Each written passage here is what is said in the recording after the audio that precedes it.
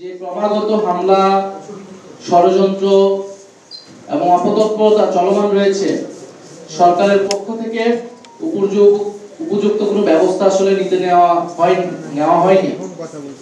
যখন মাহফুজ আলমের উপরে উপদেষ্টা মাহফুজ আলমের উপর আক্রমণ হয়েছিল, তখন আমরা বলেছিলাম যে গণ অভ্যুত্থানের নেতৃবৃন্দদেরকে টার্গেট করা হচ্ছে এবং এই ঘটনাগুলোর সাথে প্রশাসনের বিভিন্ন কর্মকর্তা জড়িত। ভিতর থেকে এই ইনফরমেশনগুলো লিক করা হয় এবং সরকার এবং পররাষ্ট্র মন্ত্রণালয় থেকে নিরাপত্তা প্রদানের যে ধরনের ব্যবস্থা নেওয়া হয়েছিল, সেই ব্যবস্থাগুলো যথাযথ ছিল না বলেই গতকালের ঘটনা ঘটতে পেরেছিল।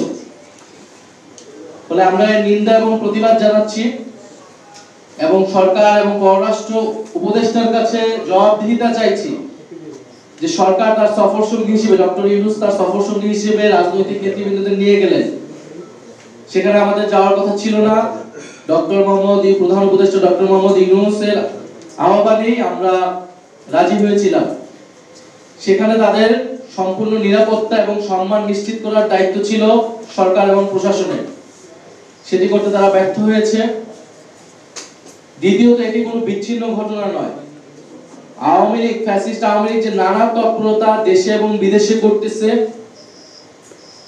দেশকে অস্থিতিশীল করা, গণ অভ্যুত্থানের নেতৃবৃন্দ, শহীদ পরিবার এবং আহতদের লক্ষ্য করে তাদের আক্রমণ করা, সাইবার জগতে তাদের নিয়ে নানা নেতিবাচক এবং প্রোপাগান্ডা ছড়ানো, এই সকল কিছু যে চলমান রয়েছে তারই ধারাবাহিকতা হিসেবে গতকালকের ঘটনাকে দেখতে হবে। ফলে সরকারের পক্ষ থেকেও যে বিচার নিশ্চিত করার বিষয়টা আমরা বারবার বলে আসছি, সেই জায়গায় দুর্বলতা আছে দেখেই আওয়ামী লীগ এত তৎপরতা করার সুযোগ পাচ্ছে। কারণ আমরা দেখেছি ট্রাইব্যুনালের বাইরে যে সাধারণ কোর্টে মামলাগুলো হয়েছে, সেখানে জামিন দিয়ে দেওয়া হচ্ছে এবং অনেক আসামিরা জামিন পেয়ে পরবর্তীতে পালিয়ে যাচ্ছে। অনেক এলাকায় আওয়ামী লীগের লোকেরা ছাড়া পেয়ে প্রকাশ্যে চলাফেরা করছে এবং শহীদ পরিবারদেরকে হুমকি দিচ্ছে। বৈষম্য বিরোধী ছাত্র আন্দোলন এবং জুলাইয়ের যারা আহত হয়েছিল তাদেরকে হুমকি দিচ্ছে। অনেক জায়গায় হামলার ঘটনা আমরা দেখেছি। ফলে এগুলো ছোট এবং বড় পর্যায়ে নানা ধরনের ঘটনা কিন্তু দেশে ঘটতেছে এবং দেশের বাইরেও আমরা দেখতে পাচ্ছি। ফলে এই জায়গায় সার্বিকভাবে এটা সরকারেরই দায়িত্ব এই পরিস্থিতি থেকে উত্তরণ করা এবং সেটার জন্য সরকারের যে সর্বস্তরে ফ্যাসিবাদের দোষররা এখনো রয়ে গেছে তাদেরকে অপসারণ করতে হবে, চিহ্নিত করতে হবে এবং শাস্তির আওতায় আনতে হবে এবং যে বিচারের কথা বলতেছে সেই বিচার দ্রুততার সাথে নিশ্চিত করতে হবে। আমরা গতকালকের ঘটনার প্রেক্ষিতে আমাদের আজকে বিকালে 4টার সময় শাহবাগে জাতীয় নাগরিক পার্টির ঢাকা মহানগর উত্তর এবং দক্ষিণের উদ্যোগে বিক্ষোভ মিছিল অনুষ্ঠিত হবে এবং বাংলাদেশের সকল জেলা এবং মহানগরে গতকালকে হামলার প্রতিবাদে বিক্ষোভ মিছিল অনুষ্ঠিত হবে। এছাড়া আমরা সুস্পষ্ট কিছু দাবি সরকারের কাছে রাখতে চাচ্ছি। গতকালকে ঘটনার সকল হামলাকারীদের চিহ্নিত করা এবং অবিলম্বে গ্রেফতার করা। নিউ ইয়র্কের কনসুলেট জেনারেলকে অবিলম্বে পদত্যাগ করতে হবে এবং ঘটনার সম্পূর্ণ তদন্ত করে নিরাপত্তা প্রদানে ব্যর্থ কর্মকর্তাদের শাস্তিমূলক ব্যবস্থা নিতে হবে। দ্বিতীয়ত, ফ্যাসিবাদের জমানায় নিয়োগকৃত আওয়ামী দোসরদের ফরেন মিনিস্ট্রি থেকে অপসারণ করতে হবে। উপদেষ্টা মাহফুজ আলমের উপর হামলাকারী হিসেবে যে 5 জনকে গ্রেফতার করা হয়েছে তাদের তালিকা প্রকাশ করতে হবে। তৃতীয়ত, জুলাই গণহত্যার বিচার স্বচ্ছ করা এবং ত্বরান্বিতকরণ করা। দল হিসেবে সন্ত্রাসী আওয়ামী লীগের বিচার নিশ্চিত করা। ট্রাইব্যুনালে এখনো দল হিসেবে আওয়ামী লীগের বিচার শুরু হয়নি। আমরা ট্রাইব্যুনালের কাছে এটা আবেদন জানাবো এবং সরকারের পক্ষ থেকে যাতে উদ্যোগ নেওয়া হয় যাতে দল হিসেবে আওয়ামী লীগের জুলাই গণ অভ্যুত্থান সহ গত 15 বছরের মানবতা বিরোধী অপকর্মের তদন্ত করে সেটার বিচার কার্যক্রম শুরু করা হয়। এছাড়া পররাষ্ট্র উপদেষ্টার সাথে আমরা বসবো এবং তার থেকে আমরা জবাবদিহিতা চাবো কেন বারবার এই ঘটনাগুলো ঘটতেছে দেশের বাইরে। এবং আমরা বিভিন্ন সময় দেখছি পররাষ্ট্র মন্ত্রণালয় কর্তৃক যে নিয়োগগুলো দেওয়া হচ্ছে সেটা নিয়ে নানা বিতর্ক হচ্ছে। ফ্যাসিবাদের জমানায় যারা নিয়োগ হয়েছিল তাদের সম্পূর্ণরূপে অপসারণ হয়নি বা তারা থেকে গেল, কেন থেকে যাচ্ছে সেই বিষয়ে কোনো স্পষ্ট জবাব আমরা পাইনি। ফলে পররাষ্ট্র উপদেষ্টার কাছে বসে তার কাছে আমরা এই দাবিগুলো পেশ করব এবং তার থেকে আমরা জবাব দিতে চাবো যে আমাদের যে বিদেশে যে এম্বাসিগুলো রয়েছে তারা কেন আমাদের রাজনৈতিক নেতৃবৃন্দদের নিরাপত্তা প্রদানে ব্যর্থ হচ্ছে এবং কেন ফ্যাসিস্ট আওয়ামী তৎপরতা তারা বন্ধ করতে পারছে না। এর পাশাপাশি আমরা দেখতে পাচ্ছি যে আওয়ামী লীগকে একদিকে যেমন আওয়ামী লীগ তৎপরতা চালাচ্ছে, ষড়যন্ত্র করছে, সন্ত্রাসী কার্যক্রম করছে, অন্যদিকে দেশের কোনো কোনো রাজনীতিবিদ আওয়ামী লীগকে নির্বাচনে আনার ষড়যন্ত্র করছে। আমরা স্পষ্টভাবে বলতে চাই, আওয়ামী লীগকে নির্বাচনে আনার অথবা আওয়ামী লীগকে রাজনীতিতে পুনর্বাসন করার কোনো সুযোগ নাই। যারা এটা করার চেষ্টা করবে জনগণ তাদের বিরুদ্ধেই দাঁড়াবে, তাদের রাজনীতি বাংলাদেশ থেকে নাই হয়ে যাবে। ফলে জুলাই গণঅভ্যুত্থানে ৩৬শে জুলাই ৫ই আগস্ট বাংলাদেশের ছাত্র জনতা আওয়ামী লীগের বিরুদ্ধে তাদের রায় জানিয়ে দিয়েছিল। সেই রায়টি ছিল বাংলাদেশে আওয়ামী লীগ এবং মুজিববাদীদের কোনো রাজনীতি থাকবে না এবং তারা যে অপকর্ম করেছে বাংলাদেশে সেজন্য তাদেরকে বিচারের আওতায় আনতে হবে।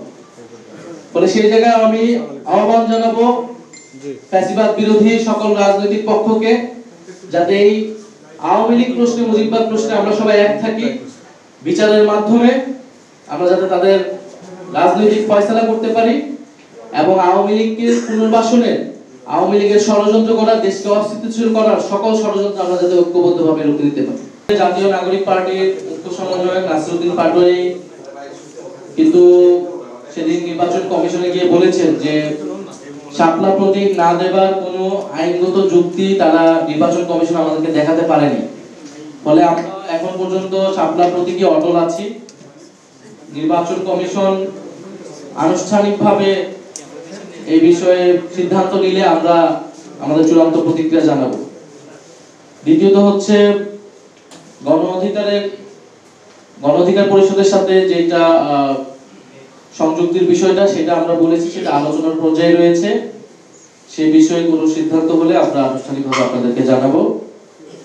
আর মির্জা ফখরুল ইসলাম আলমগীরের বক্তব্যের প্রেক্ষিতে আমি এই মুহূর্তে কোনো প্রতিক্রিয়া দিতে চাই না। যেটা আমি আমার বক্তব্য শেষে বলেছি, যদি আওয়ামী লীগকে পুনর্বাসন করার রাজনীতি এখন বিএনপি গ্রহণ করে থাকে তাহলে সেই রাজনীতি বিএনপির জন্য কাল হয়ে দাঁড়াবে। ফলে আমরা বলবো যে বিএনপিকে আমরা গণ অভ্যুত্থানের অংশীদার মনে করি, আমাদের ফ্যাসিবাদ বিরোধী লড়াইয়ের অংশীদার মনে করি। বিএনপি যাতে ভুল রাজনীতি না করে সেজন্য বিএনপির প্রতি আমাদের আহ্বান থাকবে। বাংলাদেশকে নতুন করে গঠন করতে হলে বাংলাদেশের সংস্কার, বিচার এবং বাংলাদেশের পুনর্গঠন প্রশ্নে এখানে আওয়ামী লীগ এবং আওয়ামী লীগ যে সকল বৈদেশিক শক্তির সমর্থনে দেশে ক্ষমতায় ছিল, জনগণের বিরুদ্ধে গিয়ে তাদের সাথে আপোষ করে আসলে বাংলাদেশের রাজনীতি করা সম্ভব নয়। আর জাতীয় নাগরিক পার্টি কোনো শক্তি কি শক্তি না, এটা আসলে রাজপথে ভোটের মাঠে জনগণই এটা রায় দিবে। আমরা দেখতে পাচ্ছি যে জাতীয় নাগরিক পার্টি যাতে নতুন শক্তি হিসেবে আবির্ভূত হতে না পারে সেই জন্য কিন্তু চতুর্মুখী আক্রমণের শিকার আমরা হচ্ছি, গত 1 বছর ধরেই হচ্ছে। কারণ বাংলাদেশের এস্টাবলিশমেন্ট, বাংলাদেশের যারা বাংলাদেশকে নতুন করে পুনর্গঠন করতে চায় না, যারা পুরনো ক্ষমতা কাঠামোকে রাখতে চায়, এটা শুধু আওয়ামী লীগ না, আওয়ামী লীগের বাইরেও বিভিন্ন শক্তি, তারা কিন্তু চায় না যে তরুণদের একটি শক্তির উত্থান ঘটুক, জাতীয় নাগরিক পার্টির উত্থান ঘটুক। ফলে গত 16 বছর ফ্যাসিবাদ বিরোধী লড়াই যারা করেছেন, নির্যাতিত হয়েছে, তাদের প্রতি আমাদের সমবেদনা রয়েছে, সহমর্মিতা রয়েছে, কিন্তু তাদের নেতৃত্বে গণ অভ্যুত্থান হয় নাই। তারা বারবার আহ্বান করার পরেও কিন্তু জনতা রাজপথে নেমে আসেনি। ফলে জনগণ কাদের কথায় নেমে আসবে, জনগণ কাদেরকে সমর্থন করবে, এটা আসলে আমরা ভোটের মাঠে এবং রাজপথে আমরা বুঝতে পারবো। ফলে বিএনপির প্রতি আমাদের আহ্বান থাকবে আওয়ামী পুনর্বাসনের রাজনীতি থেকে সরে এসে বাংলাদেশ পুনর্গঠনের রাজনীতিতে শরীক হতে তরুণদের সমর্থন তাহলে তারা পাবে। সেখানে আমাদের জাতীয় নাগরিক পার্টির সমর্থকরাও ছিল, আমাদের যারা প্রবাসী নিউ ইয়র্কে যারা আমাদের প্রবাসী কমিটির সাথে জড়িত, কিন্তু তাদেরকে মিসগাইড করা হয়েছে। তাদেরকে বলা হয়েছিল যে তারা অন্য একটা গেট দিয়ে বের হবে এবং তাদেরকে অন্য আমাদের সমর্থকদের অন্য একটা স্থানে থাকতে বলা হয়েছিল, কিন্তু পরে দেখা গেছে তাদের বের হওয়ার রাস্তাটা ভিন্ন করা হয়েছিল, যেটা আমাদের সমর্থকরা জানতো না। মিসগাইডটা করলো কারা? এটা যারা প্রোটোকলে জড়িত ছিল, যারা নিরাপত্তা জড়িত ছিল, তারাই করেছে। এই জন্য আমরা বলেছি যে এই ঘটনার তদন্ত করে যারা নিরাপত্তা দানে ব্যর্থ হয়েছে তাদেরকে শাস্তির আওতায় আনা এবং কনসুলেট জেনারেলকে অবিলম্বে পদত্যাগ করে, কারণ এটা সম্পূর্ণ তার ব্যর্থতার পরিচয়। ফলে সরকারের আরেক ভাই যে প্রশ্ন করছিলেন, সরকারের ভিতরে আমরা অবশ্যই সরকারের ভিতর থেকেই এই মদতগুলো দেওয়া হচ্ছে। সরকারের এবং প্রশাসনের বিভিন্ন স্তরে যে ফ্যাসিবাদের দোসররা রয়েছে তাদের ইন্ধনে, তাদের সহযোগিতায় এই ঘটনাগুলো ঘটছে।